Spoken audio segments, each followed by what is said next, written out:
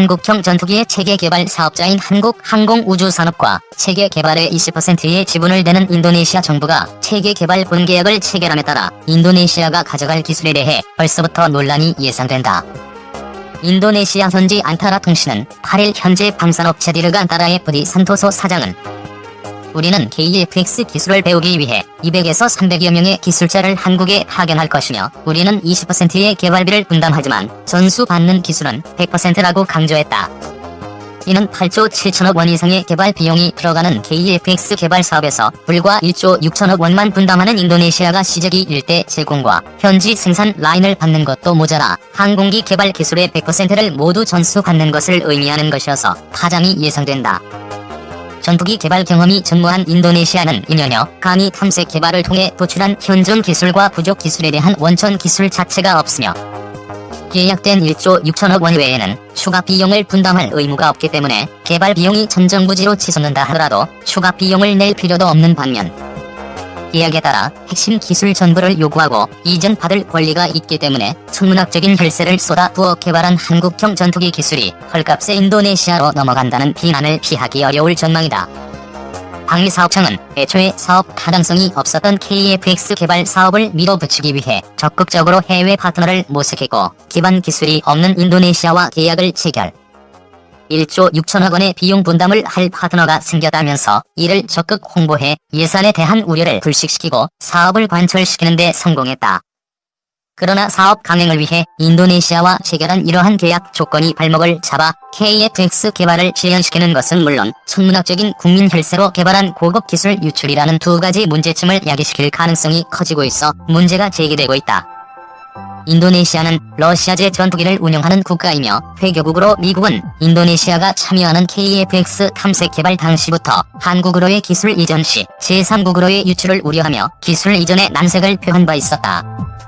인도네시아의 주장대로 KFX 개발 기술이 100% 인도네시아로 이전될 경우 미국은 이를 문제 삼아 핵심 기술 이전을 거부할 가능성이 높다. 미국의 기술 이전 거부는 곧 개발 일정 지연과 비용 증가 문제로 이어진다. 고급 기술 유출도 문제다. KFX의 개발 주체는 한국이며 전체 개발 비용의 80%를 부담하는 것도 한국이다. 그러나 인도네시아는 상징적인 수준의 적은 비용만 분담하면서 20%의 비용 지불 대가로 100%의 기술과 시제기, 심지어 생산 라인까지 제공받는 파격적인 조건의 계약을 체결. 업계에서는 한국 국민의 혈세로 인도네시아 항공산업 발전을 이룩해주는 셈이라는 비아냥도 나오고 있다. 이 때문에 KFX 체계 개발이 본격화되고 인도네시아에 제공되는 기술 목록과 구체적인 옵션 등이 국정감사 등을 통해 공개될 경우 천문학적인 혈세 낭비와 국부 유출에 대한 비난이 쏟아질 것으로 전망된다. 본 영상은 유튜브 채널 KRTV 뉴스에서 제작하였으며 도움이 되셨다면 좋아요와 구독하기를 눌러주세요. 감사합니다. 인도네시아 정부가 한국과 공동 개발 중인 한국형 차세대 전투기 사업에서 발을 빼려는 듯한 움직임을 보이고 있다.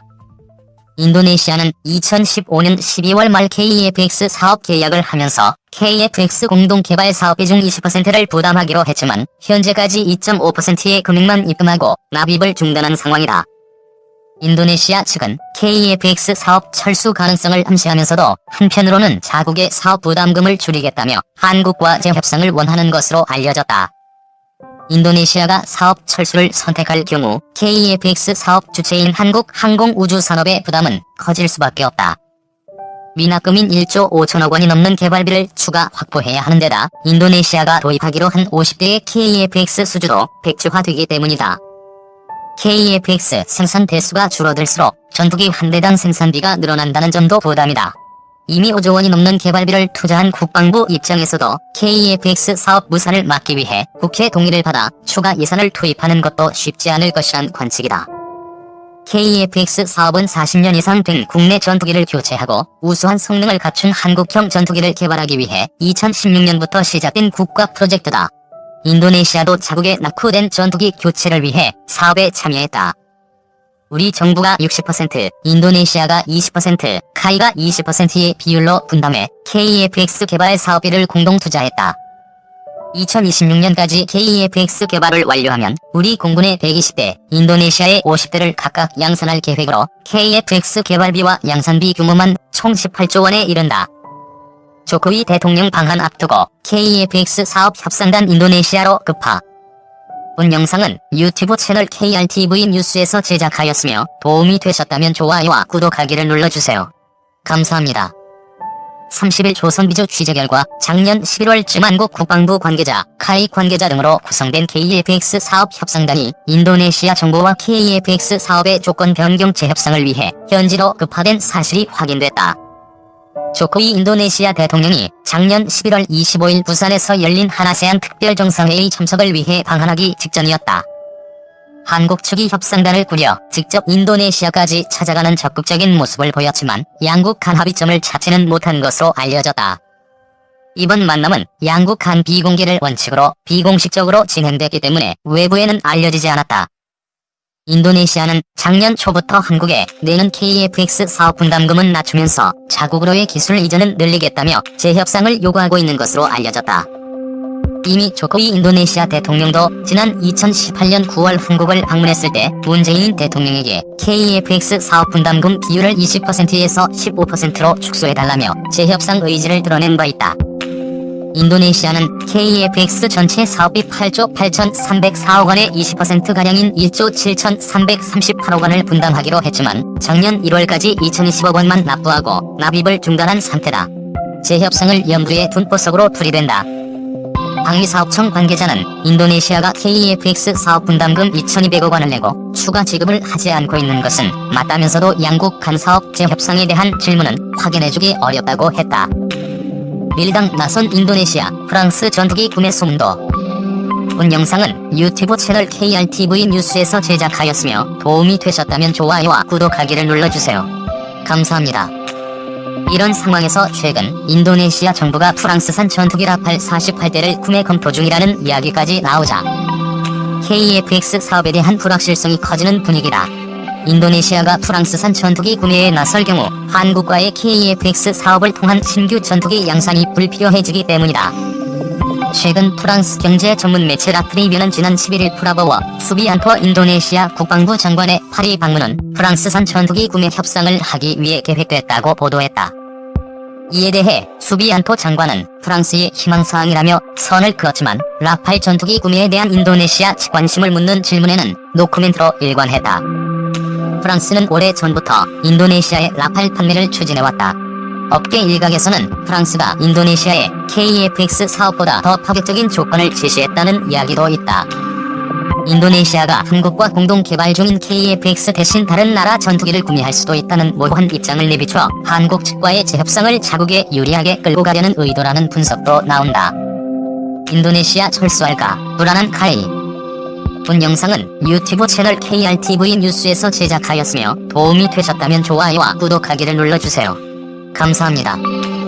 인도네시아가 KEFX 사업에서 철수하고 한국만 단독으로 사업을 진행할 경우 인도네시아가 미납한 1조 5,318억 원을 마련하지 않으면 사업의 차질이 불가피하다. 카이 입장에선 사활을 걸고 추진하는 미래 매출원이기 때문에 어떻게든 부족금을 충당해야 하는 상황이다. 현재 2조 3,860억 원의 부채를 가진 카이 입장에서는 추가 자금 투입은 부담이 클 수밖에 없다. 국방부 역시 인도네시아의 사업 이탈에 대한 정치적 질타를 피할 수 없다. 국회로부터 1조 원이 넘는 국방 예산을 추가로 승인받기도 쉽지 않은 일이다. 가장 큰 문제는 인도네시아에서 양산하기로 예정된 KEFX 전투기 50대가 생산 계획에서 빠진다는 점이다. 계획한 전투기 생산 대수가 줄어들면 전투기 가격까지 영향을 미칠 수 있어서다. 현재 양산 계획을 토대로 하면 KEFX 1대당 가격은 800억 원대로 추정되는데 인도네시아가 빠질 경우 30% 정도 생산량이 감소, KEFX 가격이 기존 예상가보다 오를 수밖에 없다는 것이다. 미국 로키드 마틴이 제조한 스텔스 전투기 F-35E의 가격을 넘길 수도 있다. 이렇게 되면 우리 기술로 미국산보다 저렴하지만 성능은 뛰어난 한국형 전투기를 만들겠다는 당초 사업 취지가 흔들릴 수도 있다. 업계 관계자는 카이가 인도네시아 측 사업 개발비 미납금을 부담하는 만큼 전투기 양산 시가격에 반영할 수밖에 없고 인도네시아 발주 물량이 사라지는 만큼 생산량도 줄어 부품 단가 등 생산비가 높아진다며 결과적으로 KEFX 전투기 가격을 높이게 돼 가격 경쟁력을 떨어뜨리게 된다고 했다. 또 다른 업계 관계자는 우리 공군이 공급받을 KEFX 120대 가격도 같이 오르게 돼 예정한 예산 10조 원을 넘어설 것이라고 했다. 안녕하세요.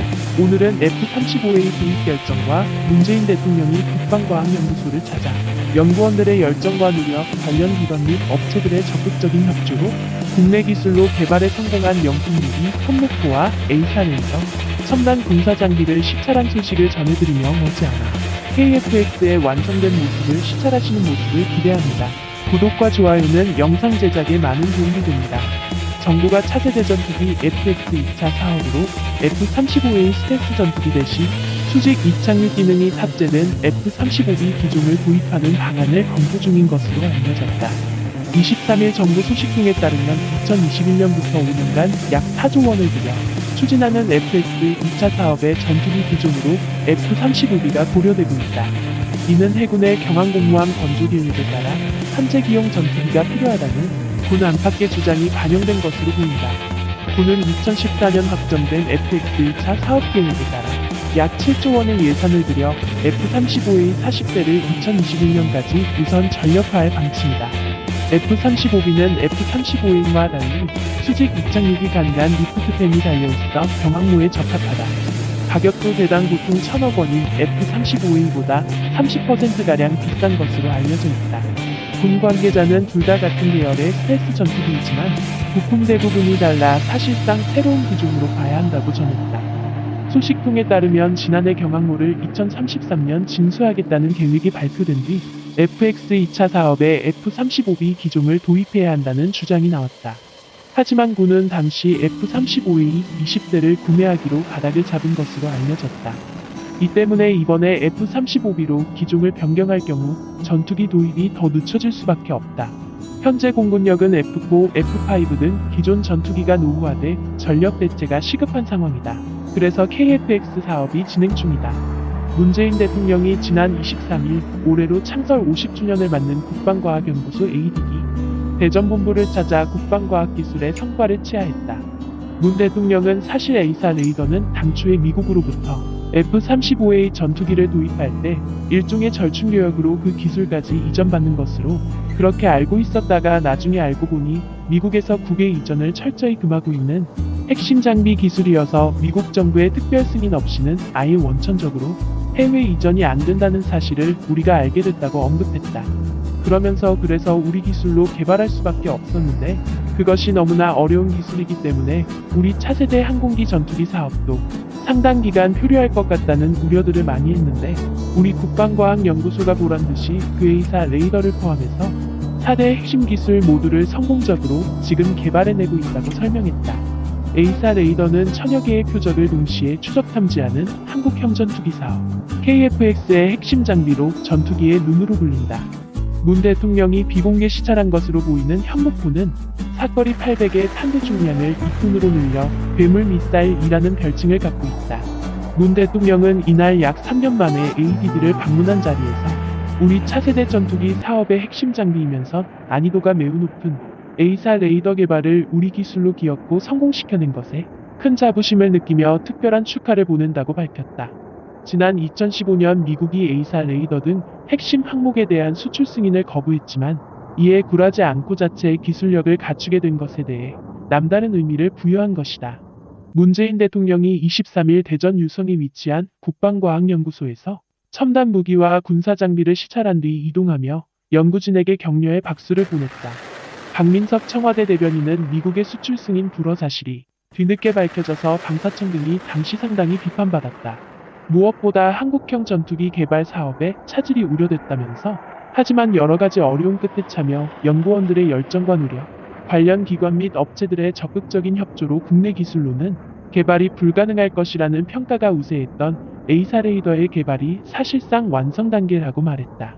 A사 레이더의 출고식은 다음 달 중 열릴 계획이다.